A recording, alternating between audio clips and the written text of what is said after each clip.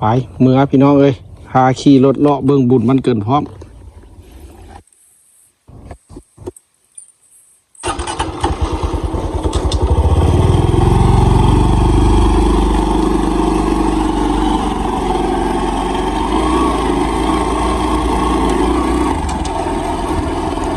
เอาพี่น้องตอนนี้กะชี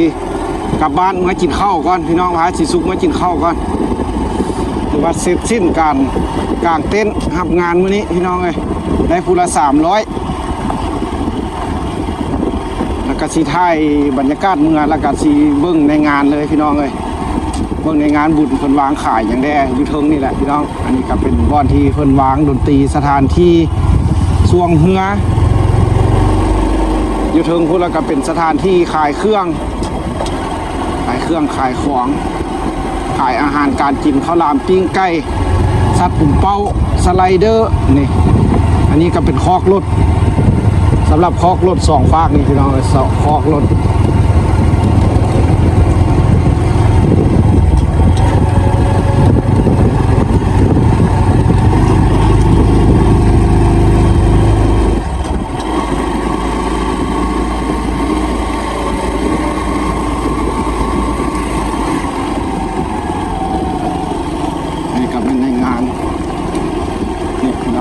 อีก2-3 มื้อมาพบกัน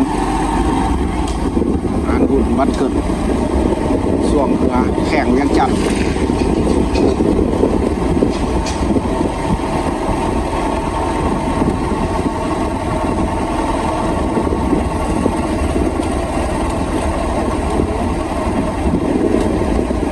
นี่ก็เป็นบรรยากาศสวยๆตอนสวยๆคนก็เตรียมขายเครื่องขายของอะไรนี่ขายเสื้อผ้าอาหารการกิน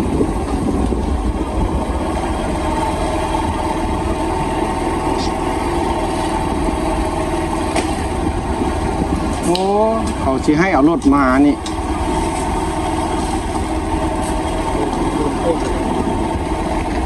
ผมเป่าเนาะ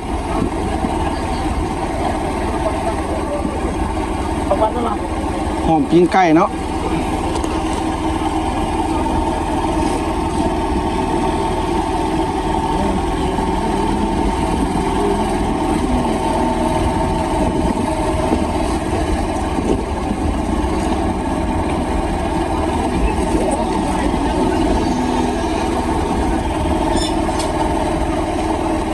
เครื่องลายขนาดนั้นสิสุกเนาะใช่มึงว่าสิเอาเครื่องกีฬาเอาวะสิสุกมีบอลอยู่ในเครื่องกีฬาฮะนี่ส่งหวะอย่างนี่มากกว่าอะไรเนี่ยนี่มากกว่าลงไปเบิ่งไหมครับแม่เก่าตัวเสื้อปุ่มเลย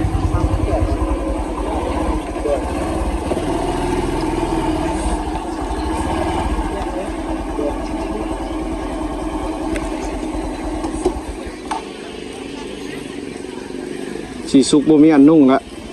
บ่มีเครื่องเปลี่ยนละ เครื่องตัวเดียวติดโต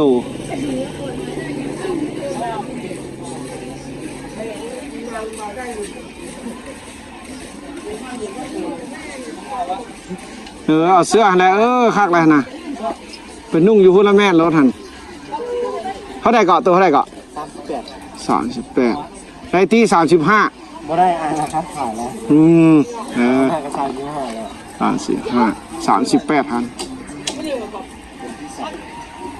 38,000นุ่งได้โย่ฮะนะนุ่งได้โย่ใส่ยกเสื้อให้กูเบิ่งหน่อย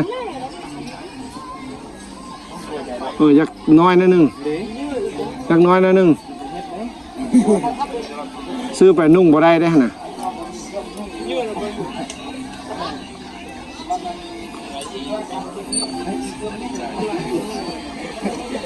ส่งได้บ่าวะส่งกับมีนี่ส่งกับมีเสื้อกับมีสภาพพี่น้องเอ้ยมีเครื่องครับพี่นุ่งแล้วขับงานได้300มาซื้อเสื้อ50 บาท ลองซุปน้อยนึงก็ย่ามันน้อย ซุปเบิ่งดูได้บ่หั่นได้อยู่เนาะเสื้อกีฬามันนุ่งได้ง่ายอยู่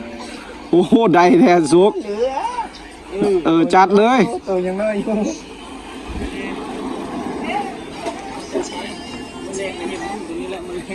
เอาสิสุกได้เสื้อแล้วพี่น้องโอ้ยเขาก็ได้เงินมา300สิไปละ50 บาทเป็นอะไรก็ยากใครก็บ่มีอันนุ่งไปแล้ว50 บาทส่งได้บ่วะล่ะส่งข้างนี้ส่งน่ะนุ่งแต่สลิดแล้วก็แล้วตัวดาม 2-3 มื้อนี่นี่ดิส่ง20,000ได้แล้วพอแล้ววะแต่เสื้อเนาะเอาพอแล้วว่าซั่นไปแล้ว50 บาทมึงได้เอาเงินมาวะบ่ได้มีแต่โอนได้เงินสดบ่ได้มา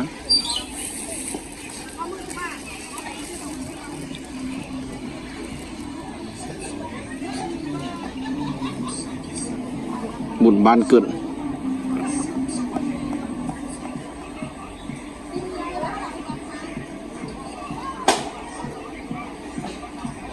อยู่จากมือแล้วเนี่ยที่5 มือแล้วอยู่ฮอดวันที่เท่าไหร่ค่าเต้นเท่าไหร่นี่เต้นเดียวตีโอ้ถือว่าถึงได้นะเจ้าน่ะมาก่อนหมู่ตีเนาะโปรโมชั่นเนาะอยู่ลุ่มมันยาได้อยู่ลุ่มอยู่ลุ่มยาได้5 ล้านเนาะไปจากพวกการขึ้นมันเมื่อบ้านนี้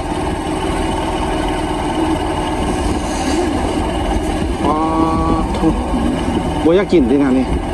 กินแล้วแวะซื้อหรอได้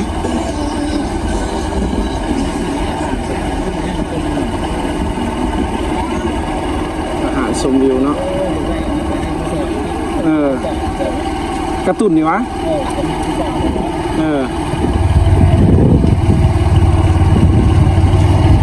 นี่ผู้สาว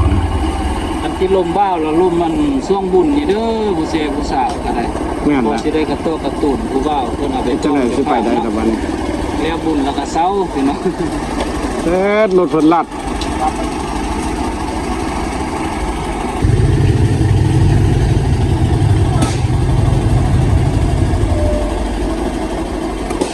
ยิงมึงดูบ้านเท่าไหร่3 ลูก 10,000สิได้อีหยังได้บัดนี้น้ำกระตุก10,000ละ8,000ได้บ่น้ำตุก10,000สัตว์บ่ถือกับบ่ได้ซ้ำ8,000ได้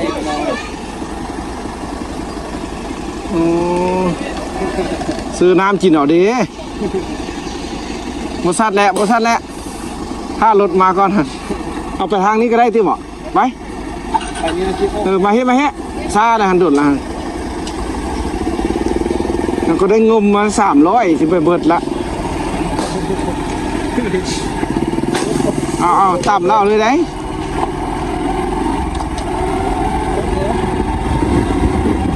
เอาสิสุกว่าสิสัตว์ผมเป้าพี่น้องเลยบ่ให้สัตว์เงิน300สิเบิดสัมภาเมื่อก่อนซะ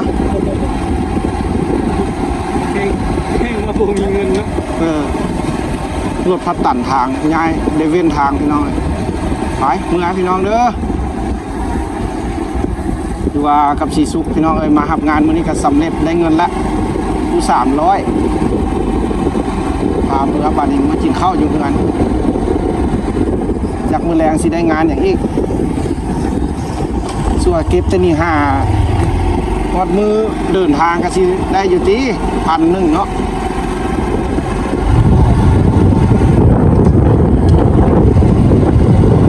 รถเพิ่นตันทางพี่น้องเอ้ยเราสิพาไปทางเป็น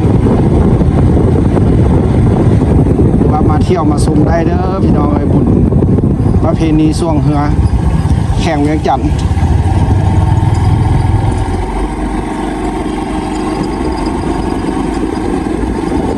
อันนี้ก็เป็นเส้นทางเลาะน้ำงึมไปฮอดพุ่นละกรุงพร้าวฮัดไซตันเปี้ยวลิงซันไปพุ่นละพี่น้อง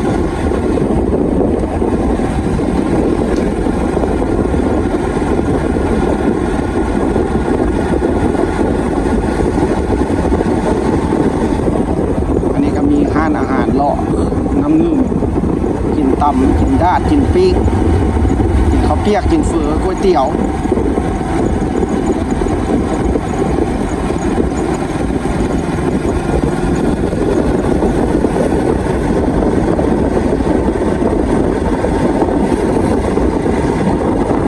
เอาพี่น้องวันนี้กับเมือเดินพาเมือบ้านก่อนพี่น้องเลย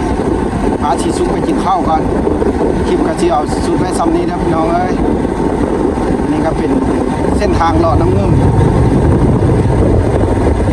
ว่าฮอดยามมือมีงานกระแถวนี้ก็ถือว่าเต็มหมดแล้วส่วนหลายเพราะว่ามันเป็นห่มคนที่มาเบิ่งมาเสียเงินหลาย